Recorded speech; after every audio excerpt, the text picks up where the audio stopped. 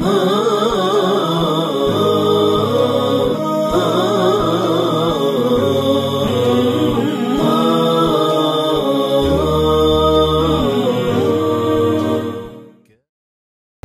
MAO TV, alhamdulillah di segmen ketiga ini saya ditemani oleh saudara saya, Ustaz Dede, dan nanti kita akan sama-sama belajar untuk membuat air ruqyah dan juga ruqyah mandiri.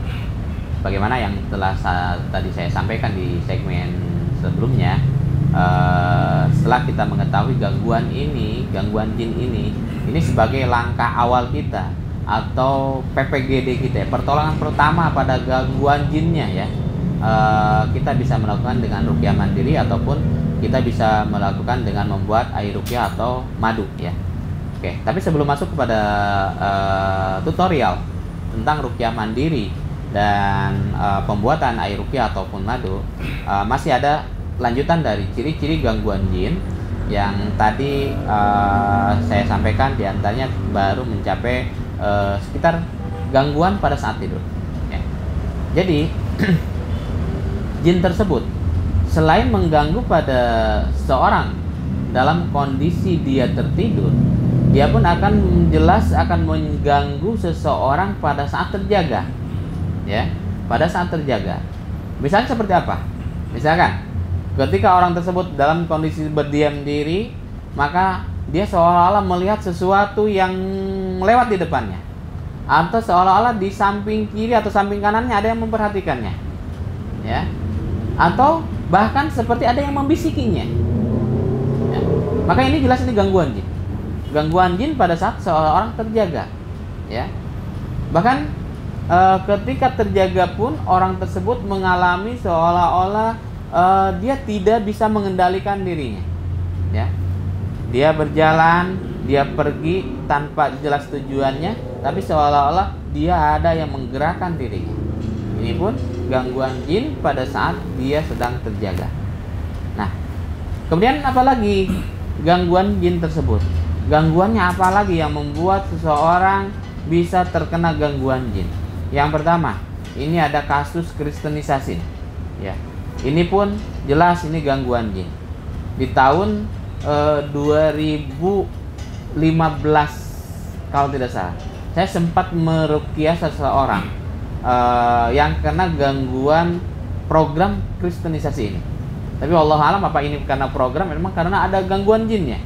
Karena waktu saya meruqyah orang tersebut, si klien tersebut, dia tidak bisa mendengar bacaan kita ya, tapi dia selalu mendengar, bahkan selalu ada bisikan-bisikan dalam hatinya, selalu menyebut Yesus Kristus, Yesus Kristus.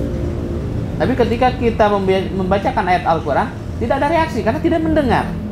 Nah ini akhirnya coba saya dengan melakukan ruqyah dengan membuat air. Insya Allah nanti Bapak Ibu sahabat MAO TV pun kita akan sama-sama belajar cara membuat air untuk ruqyah, nanti dipandu oleh Kang Dede ya. Kemudian saya coba ruqyah air tersebut dan diminumkan. Dan Masya Allah, setelah meminum air ruqyah tersebut, barulah dia ada reaksi ketika dibacakan Al-Quran. Mulai terdengar bacaan Al-Qurannya. Yang tadinya bacaan yang apa? Yang tadi selalu dia mendengar bisikan-bisikan Yesus Kristus, Yesus Kristus dan lain sebagainya. Dan Masya Allah, setelah dibikinkan air ruqyah, dia sudah mulai bisa mendengar ayat-ayat ruqyah. Dan selanjutnya waktu itu saya lanjutkan dengan ruqyah sebagaimana mestinya. Alhamdulillah. Makanya ini gangguan jin tersebut bisa menyerang kepada siapapun dengan berbagai macam cara. Ataupun juga ada perilaku yang menyimpang. Nah, ini ada perilaku yang menyimpang. Apa diantaranya? Diantaranya adalah lesbi, ya, atau gay, mencintai sesama jenis, ya. Seorang laki-laki mencintai laki-laki, perempuan mencintai perempuan. Dan ini banyak kasus, ya. Dan ini banyak kasus yang terjadi di kalangan kita, terutama maaf nih di kota-kota industri yang banyak pabrik, yang banyak kontrakan-kontrakan, rumah-rumah kos yang biasa mereka perempuan satu kamar bareng berapa orang, itu adalah salah satu penyebab terjadinya lesbi ataupun gay ya untuk laki-laki. Dan ini tidak sedikit hal-hal yang terjadi di kalangan kita. Maka hati-hati Bapak dan Ibu ketika Bapak dan Ibu memiliki anak yang biasa tidur mungkin di kos ya, tanpa pengawasan dari orang tua, tanpa pengawasan dari siapapun, apalagi dengan minim pengetahuan agama, maka hati-hati karena sesungguhnya setan akan terus mengganggu ya. Dan ini lesbi ataupun perilaku gay ini jelas karena gangguan dari bangsa itu sendiri. Tetapi perlu Bapak dan Ibu ketahui dulu, gangguan ini muncul apakah karena murni dari gangguan jin atau karena gangguan psikis ya. Ini ada kasus yang pernah saya tangani. Ada seorang perempuan, dia seorang mahasiswa ya, seorang mahasiswa. Kemudian dia itu justru tidak mencintai laki-laki, yang dicintainya hanya seorang perempuan juga. Ternyata ketika keluarganya meminta untuk meruqyahnya, saya coba gali informasi dari keluarganya. Nah, sejak dalam kandungan, si anak tersebut, si perempuan tersebut, oleh orang tuanya, oleh ayahnya, si ayahnya itu menginginkan kalau si perempuan tersebut, anaknya itu menjadi laki-laki. Dan selalu ketika kecil, selalu pakai pakaian laki-laki. Akhirnya ketika besar, perilakunya jadi seorang laki-laki, hampir mirip seorang laki-laki. Dan mencintainya pun mencintai wanita. Jadi sebagaimana seorang laki-laki mencintai wanita. Maka ini kita harus gali dulu penyebabnya dari mana. Nanti apa yang harus kita lakukan ketika kita akan melakukan terapisnya, ruqyahnya seperti apa. Nah, kemudian apa lagi gangguan jin tersebut? Gangguan jin tersebut bisa terjadi juga pada anak-anak. Makanya ini tidak sedikit anak-anak yang mengalami hal-hal gangguan jin, seperti contoh yang indigo ya. Anak mampu melihat hal-hal gaib, bisa melihat bangsa jin. Itu bukan kelebihan ya. Ada orang yang berpikir orang indigo, anak indigo itu oh ini punya kelebihan. Padahal itu gangguan jin, itu harus diruqyah. Ya, ingat kaum muslimin, itu gangguan ya, bukan kelebihan. Kemudian juga ada yang hiperaktif ataupun anak yang malas untuk melakukan ibadah, bahkan ada anak yang tidak tunduk patuh terhadap orang tua. Jelas itu karena ada gangguan jin. Nah, itu kaum muslimin rahimakumullah, beberapa ciri-ciri gangguan jin yang menyerang manusia, baik menyerang secara fisiknya, psikisnya, menyerang pada saat terjaga, menyerang pada saat tidur. Nah, kaum muslimin rahimakumullah, kita lanjut dengan program atau dengan materi selanjutnya, yaitu tutorial cara ruqyah mandiri dan ruqyah membuat air. Oke, saya persilakan kepada Kang Dede. Bismillah. Assalamualaikum warahmatullahi wabarakatuh. Bismillah, alhamdulillah, salatan wa salaman ala rasulillah, wa ba'du tahiyah. Pemirsa MHW TV yang dirahmati Allah Ta'ala, dimanapun Anda berada, alhamdulillah di segmen 1 sampai segmen ketiga sekarang sudah mendengarkan begitu banyak materi yang disampaikan oleh Ustadz Asep terkait permasalahan-permasalahan yang akan kita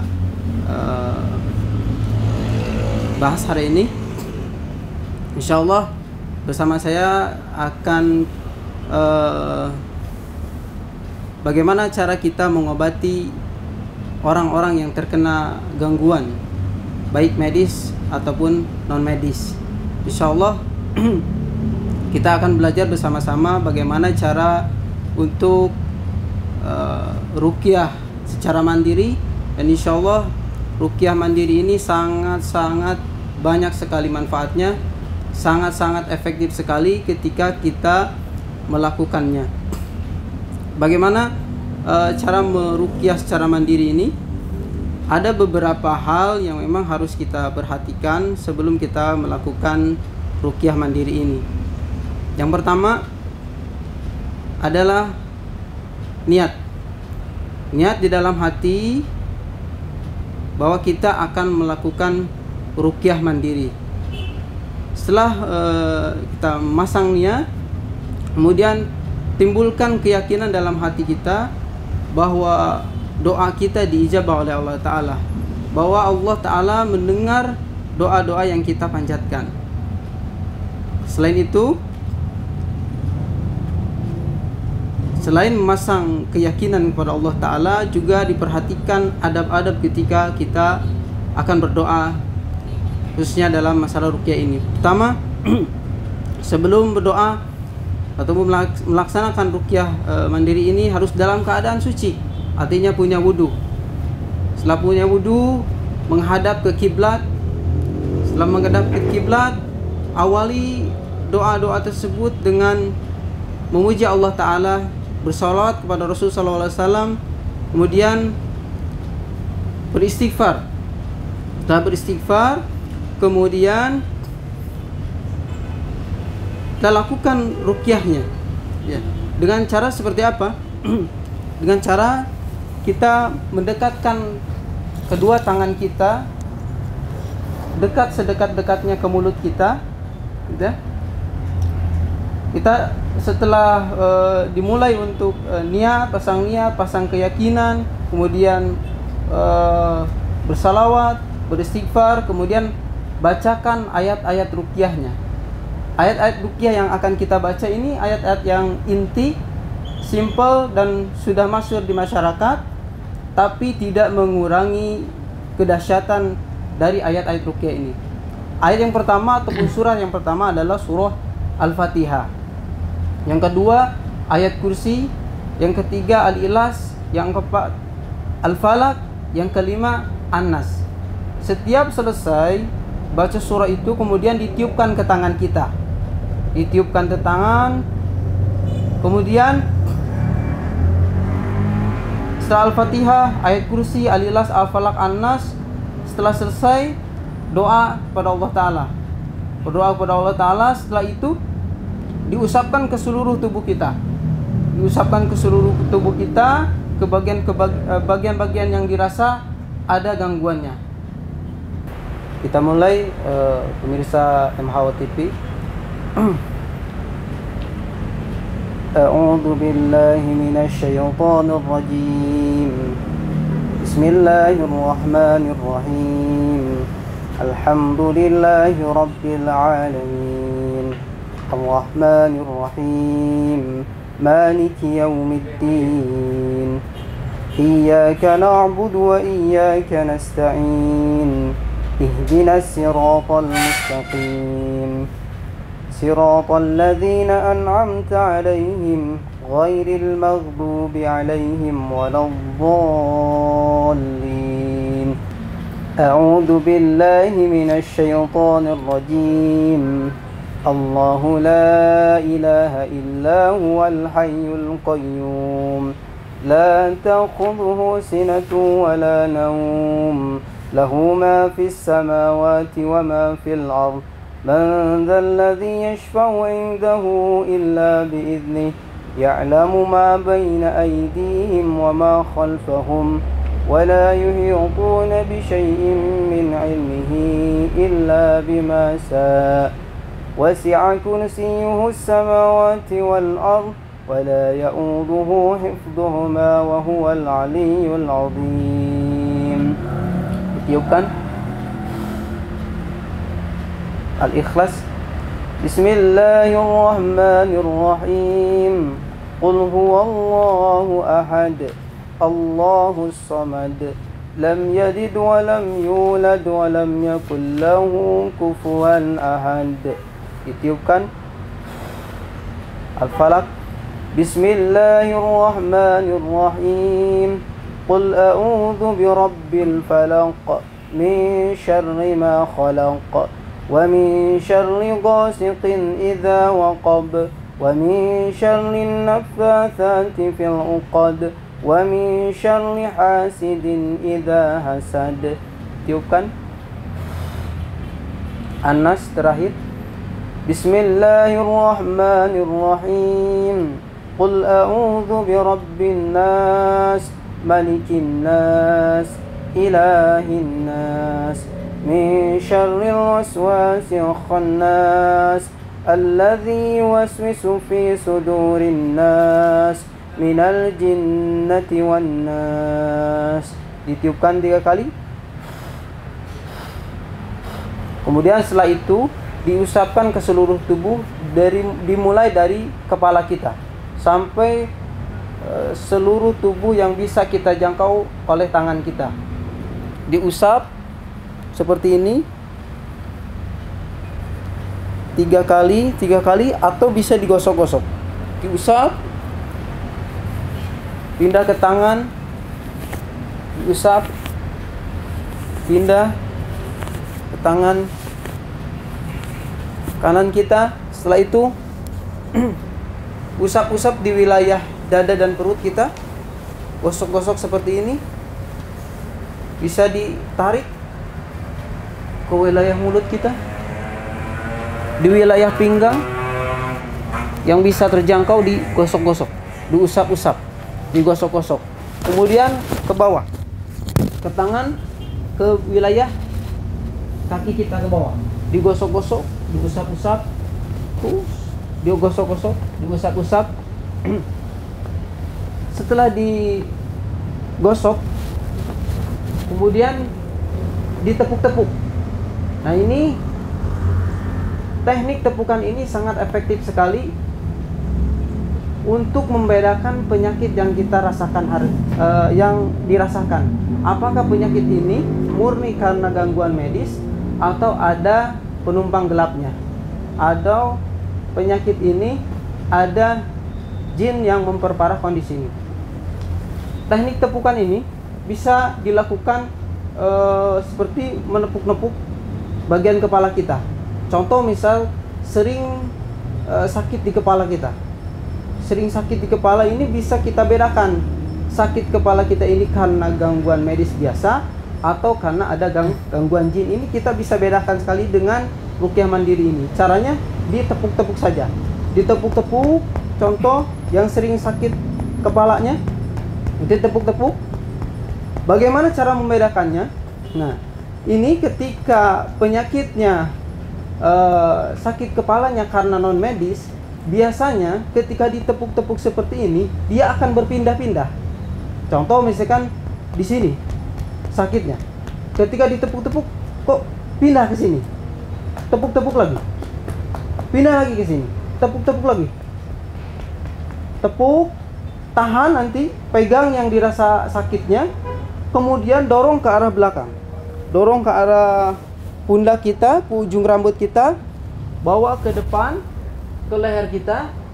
Di leher ini digosok-gosok, kemudian buka mulutnya dan batukan. Ketika ada dorongan untuk batuk, sendawa, atau bahkan muntah, dan ketika ada dorongan untuk muntah, sendawa, batuk, seketika sakitnya hilang, maka ini dipastikan bahwa penyakitnya penyakit atau sakit kepalanya ada gangguan dari unsur bangsa jin. Tapi ketika sakit kepalanya ini ditepuk-tepuk masih di situ, tidak berpindah-pindah, berarti ini murni karena gangguan medis. Lakukan tepuk-tepuk sampai hilang rasa sakitnya. Dan ini berlaku di semua organ tubuh kita. Yang sakit di wilayah dada, ditepuk-tepuk, ditepuk-tepuk. Ketika ditepuk, kemudian didorong ke arah mulut kita, ada dorongan untuk muntah, untuk sendawa, untuk batuk. Dan ketika batuk, sendawa, ataupun muntah sakitnya hilang, berarti ini penyakitnya penyakit non medis. Sama di wilayah perut juga, di wilayah perut, di wilayah perut, di wilayah pinggang, di wilayah kaki, di wilayah tangan. Lakukan ini ruqyah mandiri, insya Allah akan membantu proses kesembuhan kita. Mungkin itu yang bisa saya sampaikan tutorial ruqyah mandiri ini. Barakallahu fikum. Saya kembalikan ke Ustaz Asep.